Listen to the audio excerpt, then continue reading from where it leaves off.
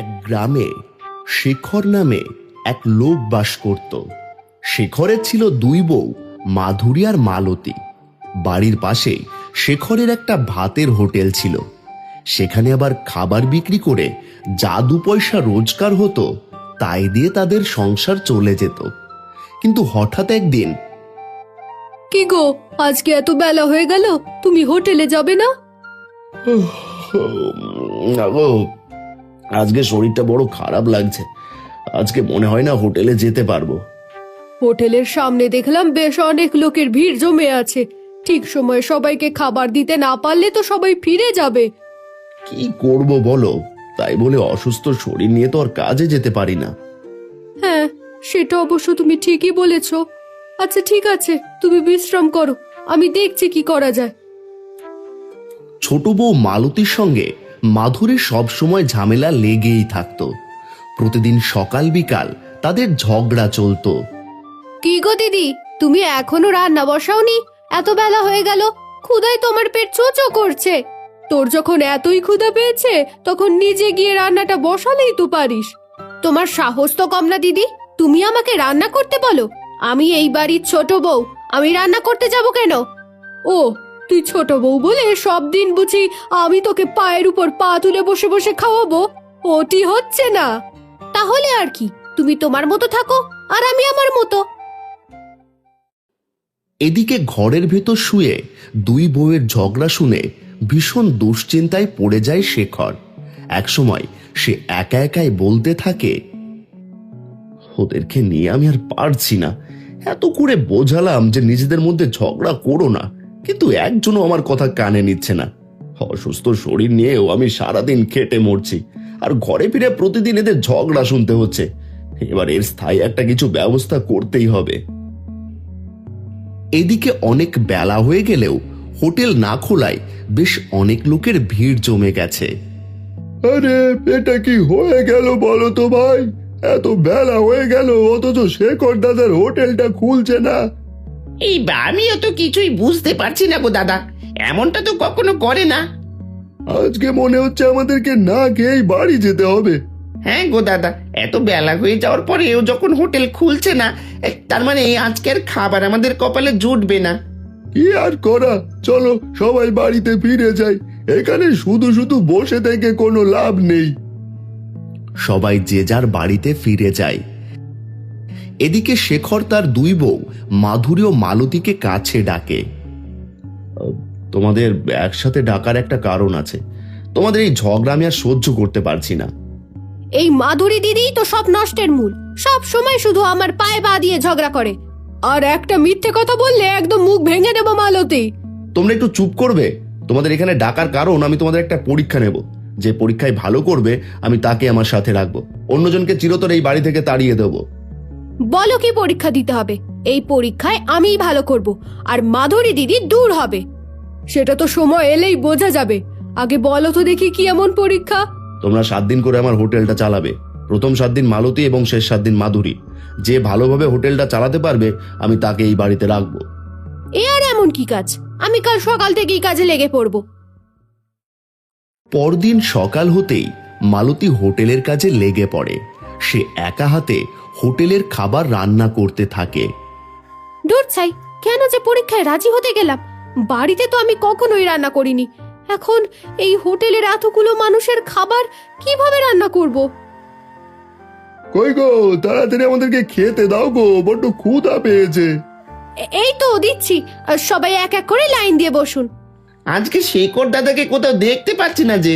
দাদা কি বাড়িতে নেই? আছে, কিন্তু আজ থেকে 7 দিন এই হোটেল আমিই চালাবো। সবাইকে আমি আমার নিজের হাতে রান্না করে খাওয়াবো। বেশ, এটা তো খুবই ভালো কথা।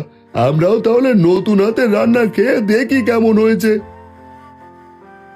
মালতী এক এক করে সবার থালায় খাবার তুলে দেয়, কিন্তু ক্ষুধার্ত লোকেরা খাবার মুখে তোলার সাথে সাথে থুথু করে সব খাবার ফেলে দেয়। থু, এটা কি কোনো খাবার? এত জঘন্য স্বাদের খাবার আমি জীবনে কোনোদিন খাইনি।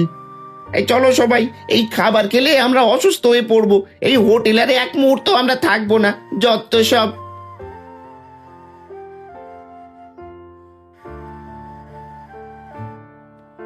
এটা কি হলো? এমন করে সবাই খাবার রেখে চলে গেল কেন? আমার রান্না কি সত্যি এতটা খারাপ হয়েছে? এমন হলে আমি 7টা দিন কিভাবে এই হোটেল চালাবো? শেখরের বাড়ির পাশে ছিল মোহন নামে তার এক প্রতিবেশী। মোহন ছিল খুবই ধূর্ত প্রকৃতির মানুষ। শেখরের মতো তারও একটা হোটেল ছিল, কিন্তু সেখানে কোনো লোক খেতে আসতো না। আমি শুনলাম শেখরের ছোট বউ মালতী ওদের হোটেলটা সামলাচ্ছে, আর আজকে তার রান্না খেয়ে গ্রামের সব লোক ছিছি করতে করতে ফিরে এসেছে। এই সুযোগে মালতীকে উল্টো পাল্টা বুদ্ধি দিয়ে হোটেলটা একেবারে পথে বসিয়ে দিতে হবে, তবে যদি আমার দোকানে বেচা বিক্রি বাড়ে। এদিকে গ্রামের সব লোক ধিক্কার দিয়ে মালতীর হোটেল থেকে চলে গেল। মালতী মাথায় হাত দিয়ে বসে আছে। ঠিক এই সময় মোহন এসে মালতীর হোটেলে উপস্থিত হয়। কি গো মালতী, কি হয়েছে? হঠাৎ মাথায় হাত দিয়ে বসে আছো কেন? কি যে করব দাদা, কিছুই বুঝতে পারছি না। হোটেলের খাবার খেয়ে সব মানুষ চলে গেছে, আমাকে যে এখনো 6টা দিন হোটেল চালাতে হবে। তুমি যে এত দুশ্চিন্তা কেন করছো তা তো আমি কিছুই বুঝতে পারছি না। পরবর্তী 7 দিন তো মাধুরী হোটেল দেখবে। তুমি এখন হোটেলের যত ক্ষতি করো না কেন, তার সব দোষ তো গিয়ে ওই মাধুরীর ওপরেই পড়বে। সত্যি তো, তোমার মতো করে আমি তো একবারও ভেবে দেখিনি। তাই তো বলতে এলাম, এই 7 দিন যত পারো হোটেলের টাকা খরচ করে রাখো, তোমার কোনো ভয় নেই। শেষ পর্যন্ত সব দোষ তো ওই মাধুরীরই হবে। এরপর এক এক করে কেটে যায় 7টা দিন। মোহনের দেওয়া কুবুদ্ধি মতো মালতী দোকানের প্রচুর টাকা খরচ করে ফেলে। এরপর একদিন মাধুরীর হোটেল নেওয়ার দায়িত্ব এসে পড়ে। মালতী এই 7 দিন হোটেল চালিয়েছে, এবার তোমার উপর এই দায়িত্ব পড়েছে মাধুরী।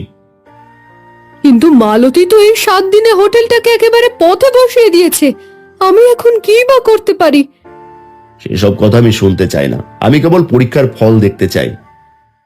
পরদিন সকাল থেকেই মাধুরী হোটেলের কাজে লেগে পড়ে।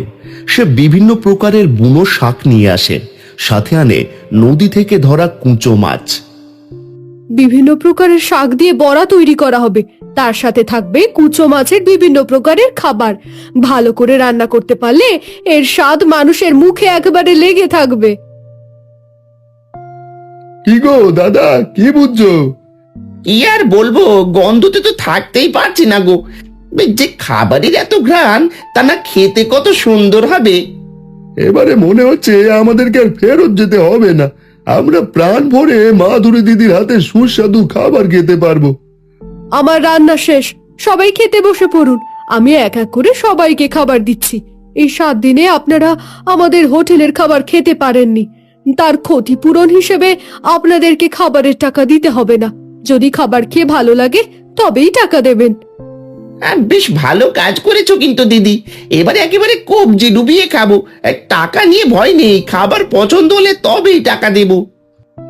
বলতে না বলতেই মাধুরী সবার থালায় খাবার দিয়ে যায়, আর সবাই বেশ তৃপ্তি করে খাবার খেতে থাকে। খাবার খাওয়া শেষ করে সবার আনন্দ দেখে কে। ও মাধুরী দিদি, এ কি খাওয়ালে গো! মনে হচ্ছে এই স্বাদ আরো কিছুদিন মুখে লেগে থাকবে। সত্যি আজকের মতো এত সুস্বাদু খাবার আগে কখনো খাইনি, তাই খুশি হয়ে আমি তোমাকে দ্বিগুণ দাম দিয়ে গেলাম। আর হ্যাঁ, আশেপাশের গ্রামের সবার কাছে আমি এই হোটেলের কথা বলবো, যেন সবাই তোমাদের এই হোটেলে খেতে আসে। সবাই বাড়িতে ফিরে যাওয়ার আগে দ্বিগুণ তিনগুণ খাবারের দাম মাধুরীকে দিয়ে গেল।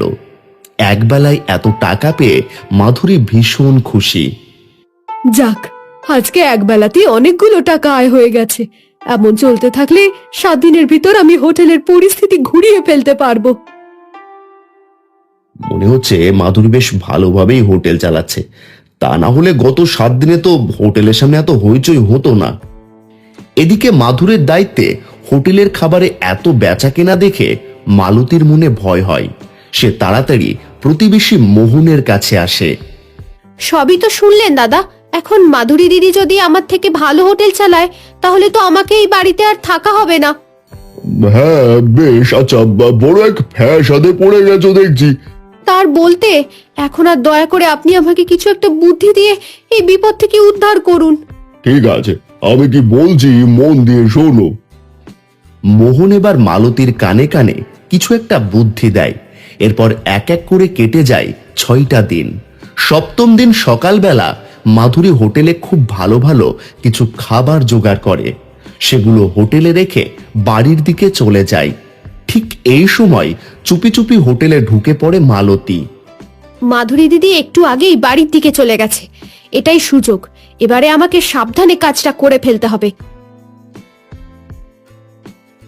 কাজ শেষ, এবার গ্রামের লোক আসবে আর ঠিক তখনই জমবে মজা। দুপুর হতেই হোটেলের সামনে লোকজনের ভিড় জমে যায়। মাধুরী খাবারের হাড়ির দিকে তাকাতেই চমকে ওঠে। খাবারের ভিতর একটা ইঁদুর মরে পড়ে আছে। সর্বনাশ, এই ইঁদুর যদি গ্রামের লোকেরা দেখতে পায় তাহলে তো আমাকে আর এই হোটেলকে আস্ত রাখবে না। হাতে একদম সময় নেই, দ্রুত একটা কিছু করতে হবে। কি হলো দিদি, বড্ড ক্ষুধা পেয়েছে তো, তাড়াতাড়ি খাবার দাও। কি করে খাবার দেবে? ওই খাবারের ভিতরে যে মরা ইঁদুর আছে। তোমরা তো খাবার খাও, একবারও ভালো করে দেখো না। কি বলছো এসব? খাবারের ভিতরে মরা ইঁদুর? হ্যাঁ, মরা ইঁদুর। আরে ইঁদুরটা আমি রেখেছি। তোমাদের সবাইকে এটা বোঝানোর চেষ্টা করছি যে আগের দিনে রান্না করা খাবার কখনো খাওয়া উচিত নয়। তার ভিতরে এমনই পচা মরা প্রাণী থাকতে পারে। মাধুরী দিদি তো একদম সত্যি কথা বলেছে, এমন করে তো কেউ আমাদের আগে বোঝায়নি। আজকে আমি তোমাদের সামনে বসে রান্না করব। সবাই ধৈর্য ধরে বসে থাকো, আমি কিভাবে রান্না করি সেটা দেখো। আজকে আমার শেষ দিন, তাই আজ সবাই মিলে জমিয়ে খাওয়া দাওয়া হবে। মাধুরীর কথার জাদুতে গ্রামের লোকেরা সবাই শান্ত হয়ে গেল। সবাই মনে মনে মাধুরীকে ধন্য ধন্য করতে লাগলো। সত্যি মাধুরী, তুমি আসলে আমার যোগ্য স্ত্রী। একা হাতে তুমি কি সুন্দর করে এত কিছু সামলে নিলে। আর মালতী, দেখলে তো যে সৎ থাকে তাকে কোনোভাবেই হারানো যায় না, তার জয় হবেই হবে।